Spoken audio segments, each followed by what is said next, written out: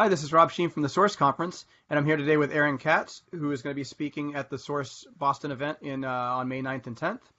And he's the Director of and Vulnerability Management at Standard & Poor's.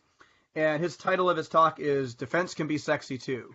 So tell us, Aaron, why is defense sexy? So defense can be extremely sexy. It's not just put on red spandex, go attack, find all the cool 0 days. There's a lot of really cool stuff you could do on the defensive side that doesn't really get the attention it needs because you have to stop not just one attack that's successful, you got to stop everything. So people come up with really cool, innovative ways on trying to tie a lot of different tools, techniques together that normally aren't supposed to go together, but we don't have unlimited funding. We don't get the budget we need for a variety of reasons. So it's just really cool seeing how can you chain together all these disparate systems and figure out a way to both defend against the attacks that come in and should something come in, take really quick action. So the red team leaves off right after they found the cool, sexy attack. We have to pick up everything afterwards, and sometimes that can be a really fun journey. Right. So tell us a little bit more about that journey. So I noticed in your abstract you mentioned the idea of being proactive instead of reactive, which is great. How do you actually do that? How do you get the people that matter to care about that? So sometimes, if you want to be cynical, it's a breach that takes it. When I did consulting, I found lots of people, the minute they get a breach, suddenly they started spending. They started looking at defense rather than just paying a third party to do a pen test once a year so they could tell a regulator we're secure. But reach out. Like I figured out who's our chief privacy officer. Who do I deal with in the event of a breach? Who from each of the different business units are there? The minute you start reaching out to them, they appreciate it. They start thinking about it from their end. If I go to someone who heads one of our divisions, non-technical, and I say, what happens if the entire source code got leaked to a competitor? Obviously a very bad thing. So then they start thinking, what can we do to prevent that from happening? How do we get involved? Too often people just stick with the security team alone, operating in a vacuum, or just with the technology side. You have to get every single different stakeholder involved, whether it's a quarterly meeting just to review, here's what we have, here, what are your risks? What do you think is an issue? Express interest in learning what the business is.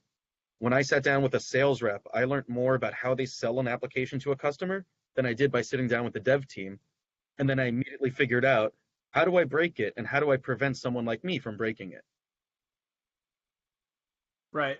Yeah, no, that's an interesting point. So who drives this though? Does it have to be somebody in your role, or could it be somebody further up the food chain, or like just in general, like because I've seen exactly what you're talking about. You basically have security people or even developers that they know their own little piece, but they don't necessarily know how it fits into the big picture. And those that make the connections of, oh, here's how bad this would be if it's broken, don't necessarily get that message out to everybody that matters. So who needs to drive it so that that happens? So part of that is what the chief security officer should be driving, if you have one. Mhm. If you don't, to be honest, you need that support from the CEO. And sometimes it's daunting in the large companies to say, well, if I need the CEO to mandate this, I don't want to reach out to him. I'm scared. Like, I don't want him to know who I am. But at the end of the day, he's responsible. Look what happened to Equifax. Like the minute that's one of the breaches that I had to deal with, that didn't happen to my company. Right. But that got all of the visibility, and that actually helps. Send out some reports. Like what we'll do at times, no matter where I've worked, was we'll send out some highlights. Here are some interesting things that have happened in the news. So Equifax breach has led to this person getting arrested, this person getting like retiring. They care about that. Right. And just reach out and get their support. Reach out yourself, even just to the developers, to the product owners. And eventually it does trickle up because you are asking them now to spend their time that they don't get a bonus for security, they get a bonus for delivering a feature. How Right. do you make them see security as the feature to deliver? I've had customers that have actually said the reason we went with you over someone else was because of how your security team and IT team came over to us with the business side, with the sales side, and showed how we take it seriously and how we take their information seriously. So you have a Right. huge opportunity that most companies don't take right now. Right. No, that's definitely what I've seen as well. So To get more folks outside of InfoSec involved, what are some ways that we might be able to do that? To get some of So, the, the people that aren't security people and don't care about security on a day-to-day basis. so some of the ways to do that is literally, why do they care? Why should they care about security?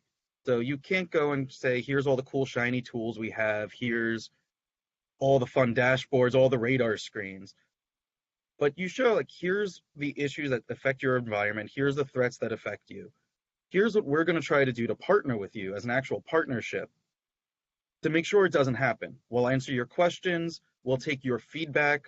So rather than security mandating, thou shalt do an application scan, it's let's learn how your application works and figure out where we can target, how do we work with your developers, how do we work with the product team to make sure that a feature that's being built is done right, and how do we make security an actual feature of your application.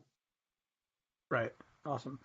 So I noticed you mentioned your abstract that security is everyone's job, which is one of my mantras that I love banging on. And so what are some examples where security is everyone's job, where it's beyond just, your job or, the person who's finding vulnerabilities or looking for breaches or red teaming or whatever else? How can it be the developer's job or the CEO's job or whatnot? Well, Equifax is my favorite example, always.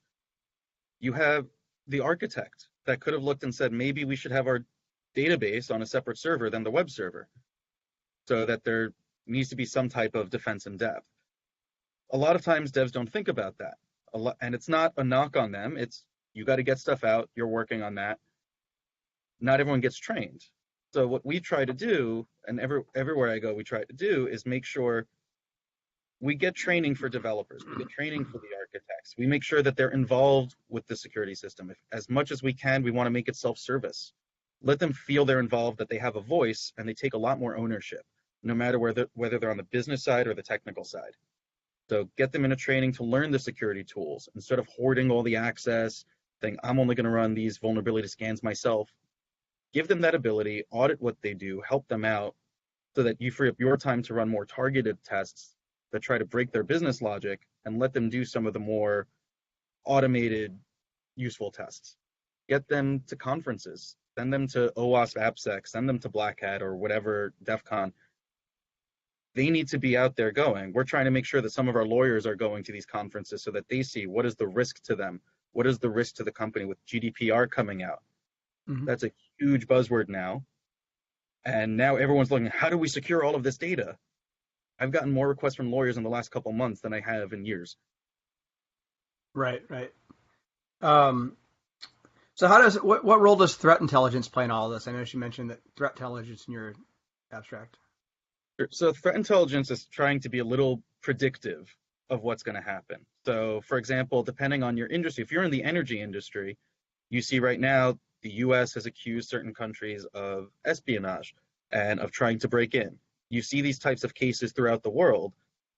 If you have that intel of operations happening, different vulnerabilities that might affect you and where they may come from, that's how you prioritize. I can't go to my management and say, I need budget to fix everything everywhere. I'm going to be told to pick and choose my battles. That intel helps drive your focus and figure out, where do I focus my time? Here's where a lot of attacks are in the wild. Here's where I see nation state actors going after. Maybe that's going to be more important than upgrading from Windows 2012 to 2016 on these servers. It's all about prioritization. And you have to get people involved in the intelligence. So partner with your physical security. So it's not just cyber intel. Make sure you provide actionable reports that can go to the business side.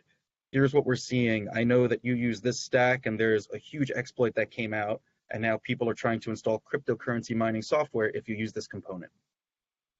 I know you're vulnerable. Let's talk about it. Right. Those are some great examples. All right. Well, I'm very much looking forward to seeing your talk. It sounds like you have a lot of great content that goes behind this. So looking forward to seeing you at Source Boston on May 9th and 10th. And if those of you that want to join the conversation and participate in the conversation, definitely stop by the conference and chat with Aaron. Thanks.